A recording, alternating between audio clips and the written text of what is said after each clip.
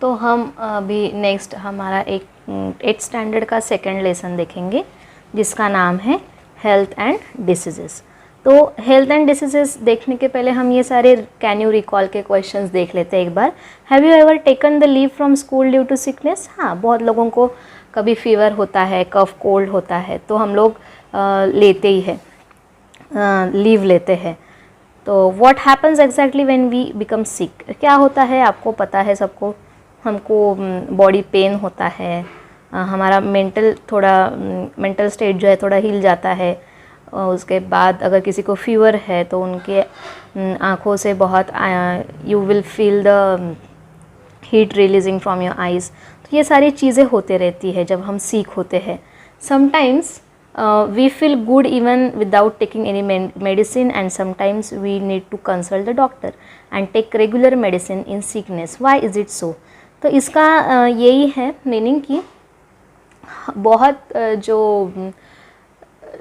ये होते हैं डिसीज़ होते हैं वो बहुत कॉमन होते हैं। जैसे कफ और कोल्ड अगर है तो हमारे घर में इंडियन कल्चर जो है उसमें बहुत सारी मेडिसिन्स अवेलेबल है। जैसे कि हम लोग टर्मरिक मिल्क पीते हैं, या अगर कोई टॉन्सल्स हो तो हम जनरली नहीं जाते हैं डॉक्टर के पास, बट कुछ सीवियर है तो हमको डॉक्टर के पास जाना है। तो उसका ही मीनिंग ये है, अगर कुछ सीवियर हमको सिकनेस नहीं है तो हम लोग डॉक्टर के पास नहीं जाते हैं, और अगर हमको बहुत ज़्यादा सीवियर कुछ सिकनेस है तो हम लोग तब मेडिसिन लेते हैं। तो अब सबसे पहला जो कंसेप्ट है हमारा वो है हेल्थ।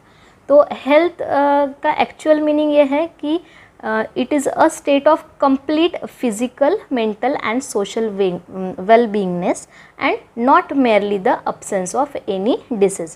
merely का मीनिंग जो है वो है just या तो उसको हम लोग only भी बोलते हैं, not only the absence of any disease। हमारा मेंटल स्टेट, फिजिकल स्टेट और हमारी सोशल वेलनेस अगर पूरी अच्छी है, हमको कोई डिसीज़ नहीं है, तो वो इंसान हेल्दी पर्सन माना जाता है। उसके बाद डिसीज़ मीन्स क्या होता है? तो डिसीज़ मीन्स क्या होता है वो अभी हम डिटेल में देखेंगे।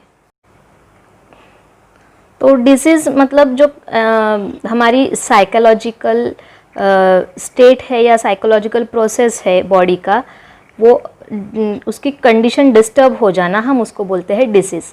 तो हर एक डिसीज़ जो है वो उसके अपने अपने खुद के सिम्टम्स होते हैं। तो अभी हम कौन से डिफरेंट टाइप्स ऑफ डिसीज़ है वो देखेंगे।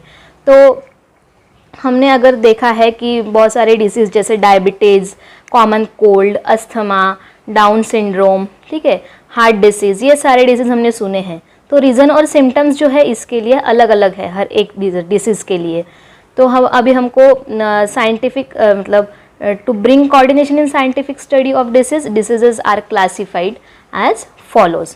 तो हम देखेंगे, यहाँ पे आपको चार्ट दिख रहा है डिसीज़ का, उसमें आपको दिख रहा होगा टाइप ऑफ डिसीज़ जो है अकॉर्डिंग टू ड्यूरेशन और अकॉर्डिंग टू रीजन, इन दो पार्ट में किए हैं डिवाइड, क्लासीफाई किया है डिसीज़ को अकॉर्डिंग टू ड्यूरेशन और अकॉर्डिंग टू रीजन।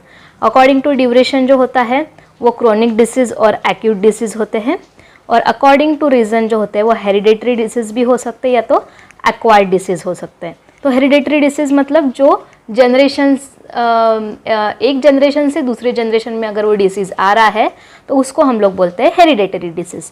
तो ये जो है होता है, फॉर एग्जांपल डाउन सिंड्रोम जिसको बोलते हैं हम लोग, वो एक हेरिडेटरी टाइप का डिसीज़ है। और एक्वायर्ड डिसीज़ जो होता है, एक्वायर्ड डिसीज़ एक तो इन्फेक्शियस डिसीज़ होता है या तो नॉन इन्फेक्शियस डिसीज़ होता है। तो ये जो हमारा इन्फेक्शियस डिसीज़ जैसा कि कॉमन कोल्ड, फ्लू, डेंगू, अभी जो रिसेंटली चल रहा है कोरोना, ये सारे जो डिसीज़ है वो कैसे हैं, इन्फेक्शियस डिसीज़ है।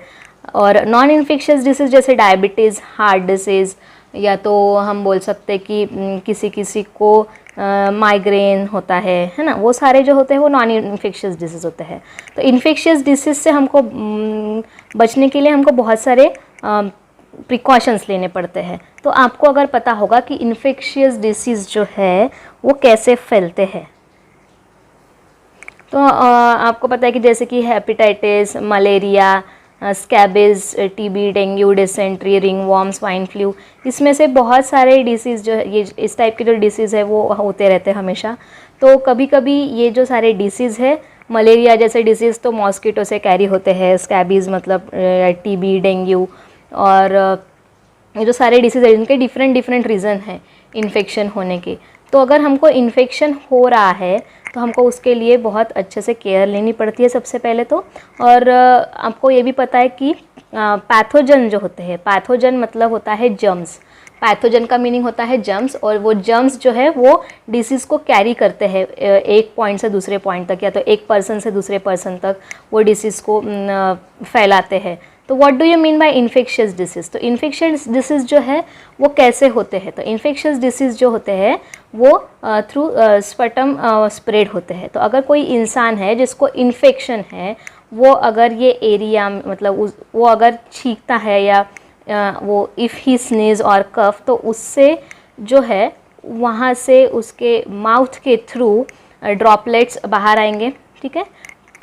तो in this area small droplets are vaporised into the fine mist, और उसके बाद mist remains in the air for several minutes to few hours. ये जो जर्म्स निकल रहे हैं वो जो है वो बहुत देर तक रह सकते हैं, हमारे एयर में प्रेजेंट रह सकते हैं। और जो बहुत ही लाइट वेटेड है वो एयर में प्रेजेंट रहेंगे ड्रॉपलेट्स, और जो बहुत हेवी ड्रॉपलेट्स है, लार्ज ड्रॉपलेट्स है, वो ग्राउंड में जाके सेटल हो जाएंगे और ग्राउंड में जाके वो न्यूट्रल हो जाएगा, मतलब ग्राउंड से कुछ इन्फेक्शन नहीं होगा, कुछ देर के बाद वो वहाँ पे मर जाएंगे। और आपको पता होगा कि वायरसेस जो होते हैं, वायरसेस जो है सिर्फ और सिर्फ लिविंग ऑर्गेनिज्म में ही एक्टिव होते हैं, जैसे कि प्लांट्स और एनिमल्स में। वो लिविंग ऑर्गेनिज्म के बॉडी के बाहर वो इनएक्टिव रहते हैं। इसके पहले हमने देखा है, इसके पहले के लेसन में। तो ये जो ड्रॉपलेट्स है वो ऐसे यहाँ पे एयर में फैल के या एयर में स्प्रेड होके दूसरे इंसान को इन्फेक्शन पहुँचा सकते हैं। तो अभी हमने देखा कि इन्फेक्शन कैसे स्प्रेड होता है, अगर कोई छींकता है या खांसता है या कोई अगर स्पिट भी करता है, तो या उसका मीनिंग होता है कि थूकता भी है। स्पिटिंग से भी बहुत सारे डिसीज़ जो है वो स्प्रेड होते हैं। तो अभी ये इन्फेक्शियस डिसीजेस जो है उसकी यहाँ पे लिस्ट दी गई है, और उसमें ये भी दिया गया है कि कौन से जर्म्स या पैथोजन के थ्रू वो डिसीज़ स्प्रेड हो रहा है, उसका मोड ऑफ इन्फेक्शन क्या है, सिम्टम्स क्या है, और प्रिवेंशन एंड ट्रीटमेंट क्या है। तो ये सारा अभी हम देखेंगे। तो different type of infectious disease है। इसके पहले हमने बताया आपको ट्यूबरक्लोसिस, हेपेटाइटिस, उसको हम जॉन्डिस भी बोलते हैं। उसके बाद डिसेंट्री, कॉलेरा, टाइफाइड। तो सबसे पहले ट्यूबरक्लोसिस देखेंगे। जो पैथोजन है उसको रिस्पॉन्सिबल ट्यूबरक्लोसिस को, दैट इज़ अ माइकोबैक्टीरियम ट्यूबरक्यूले। और ये जो मोड ऑफ इन्फेक्शन है उसका, it can spread by spitting और बाय थ्रू एयर भी, और या तो कोई इंसान इन्फेक्टेड इंसान के साथ बहुत टाइम से रह रहा है या शेयरिंग कर रहा है, उसका टॉवेल और उनका सब मटेरियल जो रहता है हम लोग डेली यूज़ करते हैं वो, तो उसको भी ये इन्फेक्शन हो सकता है। सिम्टम्स ये है उसके, क्रॉनिक कफ होता है, ब्लडी स्पिटिंग से स्प्लिटिंग में थोड़ा सा ब्लड जाता है, उसके बाद इमैक्सिएशन, डिफ़िकल्ट ब्रीदिंग, ये सारे जो है वो सिम्टम्स है ट्यूबरक्लोसिस के। तो इसके लिए प्रिवेंशन एंड ट्रीटमेंट जो है, इसके लिए BCG वैक्सीन दिया जाता है। आजकल तो BCG वैक्सीन न्यूबॉर्न बेबीज़ को भी दिया जाता है, तो BCG वैक्सीन दिया जाता है। आइसोलेशन बहुत ज़रूरी है फ्रॉम इन्फेक्टेड पेशेंट। उसके बाद रेगुलर मेडिकेशन लाइक डॉट, ये सारा अगर हम लोग अच्छे से फॉलो करते हैं तो हमको ट्यूबरक्लोसिस जैसे डिसीज़ से हम लोग इन्फेक्ट होने से बच सकते हैं। उसके बाद हेपेटाइटिस है। तो हेपेटाइटिस जो हमारा है, हेपेटाइटिस वायरस ABCD इतने टाइप में होते हैं, और ये जो फैलता है उसका रीज़न है कंटामिनेटेड वाटर, मतलब जो ख़राब पानी है, sharing of needles, blood transfusion, मतलब ब्लड हम जब देते हैं तभी भी, तो उससे भी ये ब्लड डोनेट करते हैं। तो वो डोनेट किया हुआ ब्लड अगर इन्फेक्टेड है और वो डोनेट किया हुआ ब्लड अगर किसी और को दिया गया तो उसको भी हम लोग मतलब बोलेंगे कि ये भी एक मोड ऑफ इन्फेक्शन है हेपेटाइटिस का। तो सिम्टम्स उसके हैं एनोरेक्सिया, उसके बाद येलो यूरिन होता है।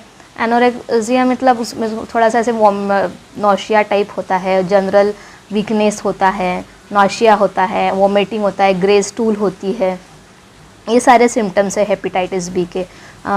उसके बाद येलो आइज़ भी येलो दिखते हैं बहुत बार, तो हमको इसके लिए प्रिवेंशन एक ही करना है कि we can drink a boiled water, हमको बॉइल्ड वाटर पीना है और प्रॉपर क्लीनिंग करना है, क्योंकि ये जो है ये सिर्फ और सिर्फ कंटामिनेटेड वाटर से ही फैलता है। तो डिसेंट्री ये एक नया दूसरा डिसीज़ है जिससे हम सब बहुत फैमिलियर है। अगर हम कोई बाहर का खा लेते हैं तो आपको पता है कंटामिनेटेड फूड या वाटर हम यूज़ कर रहे हैं, सपोज़ ख़राब खाना या ख़राब पानी अगर पीते हैं तो बहुत बार डिसेंट्री जैसे डिसीज़ होते हैं। तो जो पैथोजन है उसको responsible, that is bacteria, virus, Shigella, bacilli, Entamoeba, histolytica, तो ये सारे पैथोजन मतलब जर्म्स है जो रिस्पॉन्सिबल है डिसेंट्री को। तो आपको सिम्टम्स तो सबको ही पता है, हमारा एब्डोमेन बहुत पेन करता है, हमारा जो लोअर पार्ट है स्टमक का वो बहुत ज़्यादा पेन करता है, और स्टूल भी ऐसी वाटरी होता है जिससे हमको बहुत डिहाइड्रेशन हो जाता है। तो drinking of boiled water is a best prevention of this dysentery, and proper storage of food is also a main factor of this dysentery. ORS consumption हमको इसलिए करना है क्योंकि हमारी बॉडी का जो है वाटर लेवल बहुत कम हो जाता है, तो हम ORS पिएंगे तो हमारा मतलब वो डिहाइड्रेशन जो हुआ है वो नॉर्मल स्टेज पे आना चालू हो जाएगा। Next disease is that cholera. तो कॉलेरा जो है it is due to a bacterium which is known as a vibrio cholera. तो कंटामिनेटेड फूड एंड वाटर ये दोनों रीज़न हैं मतलब इन्फेक्शन होने के। सिम्टम्स इसके ये हैं, वोमिटिंग होता है, बहुत सीवियर डायरिया होता है, लेग्स में बहुत क्रैम्स आते हैं। और प्रिवेंशन जो है इसका हमको बहुत अच्छी हाइजीन रखनी चाहिए हमारे आजू बाजू में, घर में या जहाँ पे हम खाना पका रहे हैं वहाँ पे जो ड्रिंकिंग वाटर है it should be hygienic. Avoid open place food, drink boiled water, vaccination against cholera, ये भी वैक्सीनेशन भी आप कर सकते हैं। उसके बाद टाइफाइड जो है, typhoid it is also due to a pathogen which is known as a bacterium salmonella typhi। तो ये इसका भी mode of infection contaminated food and water ही है, और सिम्टम्स वही हैं, anorexia, headache, rash on abdomen, उसके बाद dysentery, fever up to 104 degree Fahrenheit. तो टेम्परेचर जो है वो फ़ारेनहाइट में दिया है यहाँ पे, क्योंकि ये थर्मोमीटर जो अभी नेक्स्ट न्यू थर्मोमीटर जो आए हैं वो digital thermometer, they use to show the temperature in और फीवर इन फ़ारेनहाइट। तो इसीलिए यहाँ पे उसके हिसाब से आपको टेम्परेचर दिया है 104 डिग्री फ़ारेनहाइट। तो इसका हमको एक ही प्रिवेंशन भी वही है, ड्रिंक क्लीन वाटर, वैक्सीनेशन करना चाहिए, प्रॉपर डिस्पोजल ऑफ स्वेज, मतलब हमको कचरा भी बहुत अच्छे से डिस्पोज करना है, क्योंकि वो कचरे से भी या ख़राब हुआ फूड उससे भी बहुत सारे वायरसेस या बैक्टीरिया फैलते हैं और वो भी हमको इन्फेक्ट कर सकते हैं। तो ये हो गए हमारे सम इन्फेक्शियस डिसीजेस। अभी आपको हमको बहुत सारे यहाँ पे एक्टिविटी दी हुई है आपके टेक्स्ट बुक में, complete the table, prepare similar table for information about various disease like malaria, plague, AIDS, ये सारे इसके लिए। तो you can do this activity at your home because ये भी बहुत हेल्पफुल है। और यहाँ पे फिर से एक डर्टीनेस इन सराउंडिंग दिया हुआ है, observe and discuss where do you see the water logged material shown in the picture. आपको दिख रहा होगा कहाँ कहाँ पे पानी ऐसे ख़राब पानी वैसे वहाँ पे स्टोर हुआ है। Which hazards do you anticipate with the help of picture. हमको क्या क्या चीज़ें यहाँ पे ऐसे दिख रही है कि हमको उससे बहुत केयरफुली ये करना चाहिए कि देखो अभी यहाँ पे ये ख़राब हुआ ड्रम है, ये सारी चीज़ें जो है ये हमको अवॉइड करना है ताकि हमारा सराउंडिंग जो है वो क्लीन रहे, और क्लीन रहेगा सराउंडिंग तो हमको बहुत कम डिसीज़ होने के चांसेस है।